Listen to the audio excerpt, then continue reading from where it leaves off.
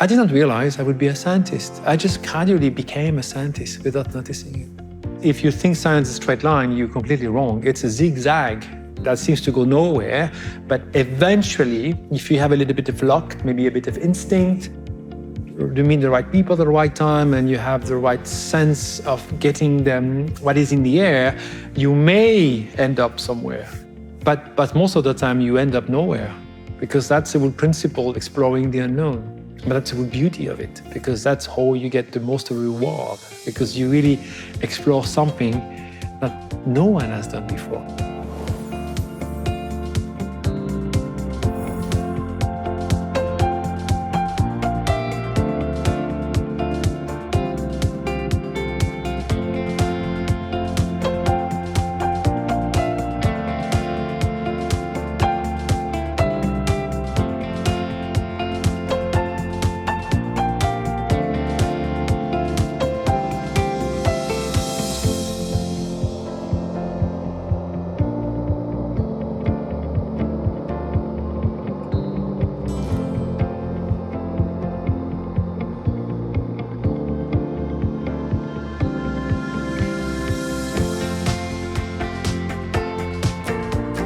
Let's welcome Professor Didier Queloz.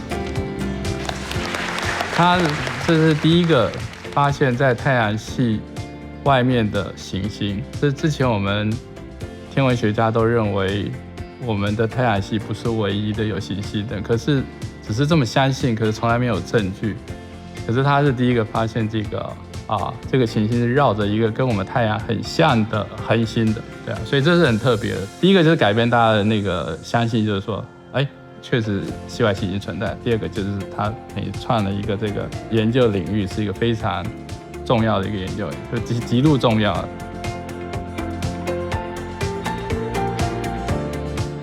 I think every child is curious. And I think I don't know any child which is not curious, and they better be, because that's the only way to learn. So the curiosity appeal when you're a child is the way to explore and to learn. Of course, it's the same trick that drives you to study hard. I remember a long walk in the forest with my parents, with my father. We used to be a great fan of mushrooms. We used to look for mushrooms and understanding the mushrooms. And I got lucky that I was born in a country that promoted me with a free education and good education. And I got that at a time when it was easy to go to university, and the fact you expose also to people which are not strictly speaking within your disciplines through the college life, because it's a kind of a microcosm with a lot of interaction. So in terms of intellectual stimulations, that certainly it's helping me to grow and to keep growing my knowledge. So certainly it's one way for me to keep being fed with new idea. Why would you study things? It's because you want to know, you're curious, and you believe there are some answer into the knowledge you want to get. So I think it's a very common attribute to any scientist is to be curious. That's why it's difficult for a scientist to retire, because it's kind of a way of living. And usually it's also something which is a bit painful, because you can never stop. You never have enough. They have to continue doing something. You have to take care of your body, and I do take care well of my body, because I know I need my body to doing what I do. I have a couple of tricks. First of all, I sleep quite a lot, so I tend to really spend the right time to give to my body the right kind of food and to enjoy life. And I think enjoying life is part of it. And sometimes you have to just say no to things. And it may be difficult, but you have to learn to do that. Work-life balance. It's not always easy to do that, because my passion is science, but I have to respect also my body as well. So it's kind of a very delicate balance, because my work is not a work. It's my life.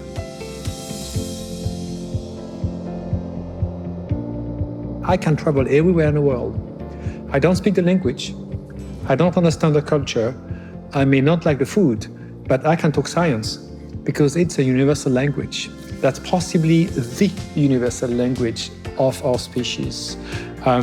Now, when you're aware of this, you think you have a responsibility, in a way. It's part of the duty to use it as a tool. Why don't you use it as a tool for helping these communications and helping the well-being. And that's how I gradually decided that maybe I should spend some of my time, only trying to develop these communications about science, trying to explain what is science. I have to tell you the story.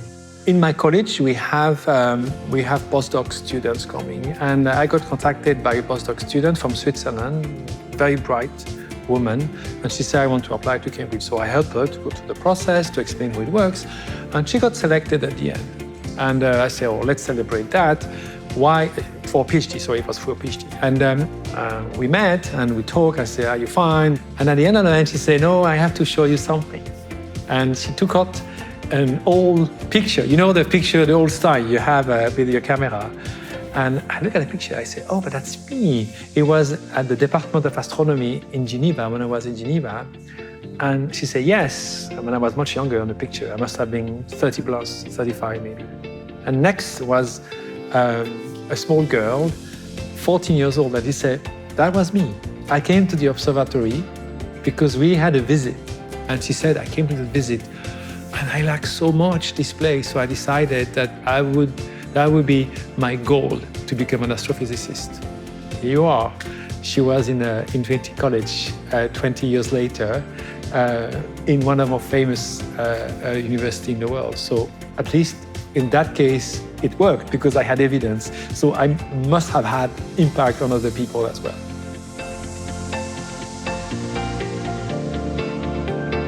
When you receive the Nobel Prize, it's a great honor.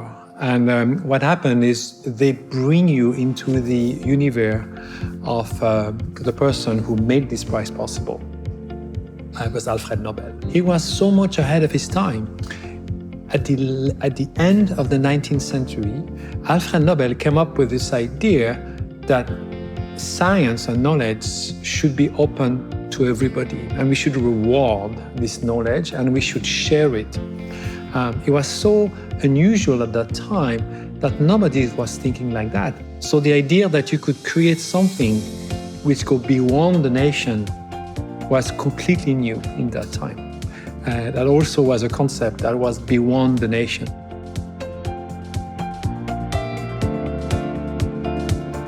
You know, there is something I learned is it's impossible to do science alone.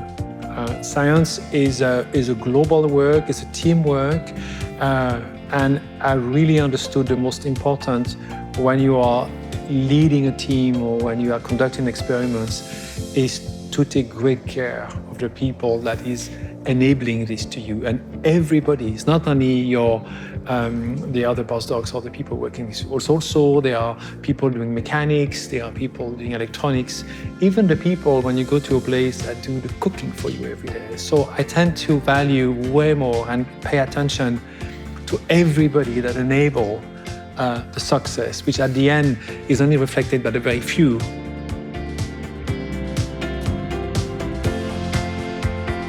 Just do it. Do it. The chance you will become a scientist is not high, but there are some for which it works. So I think you should try it. And even if you stop along the way, it's not a problem. I think the experience you had gathered, try to reach this, would have make you a different person. Whatever you will do later, you should value this time and maybe use it. 不要去想，你就是去做，做了你就走出路就走出来，你就是不要先想什么，你要做你喜欢做的东西。然后天文很吸引人，所有进到科学的很多是靠天文，可是最后他们并不见得是做天文的人。可是天文会触发大家，今天不是讲 curiosity， 就是激发大家的兴趣，是没有错。天文就是很如梦似幻的一个学门，然后大家就觉得很多人就会被它吸引。对啊，而且很神秘，不是吗？而且宇宙那么大，很奇怪。可是很多人最后去练物理、练化学，甚至去做变工程师什么，这都没有什么关系。可是他们对科学的兴趣激发很多是因为天文。台湾的天文其实已经跟世界平起平坐了，这真的是可以这样讲。1995年的时候，台湾大概只有6个、7个天文学家。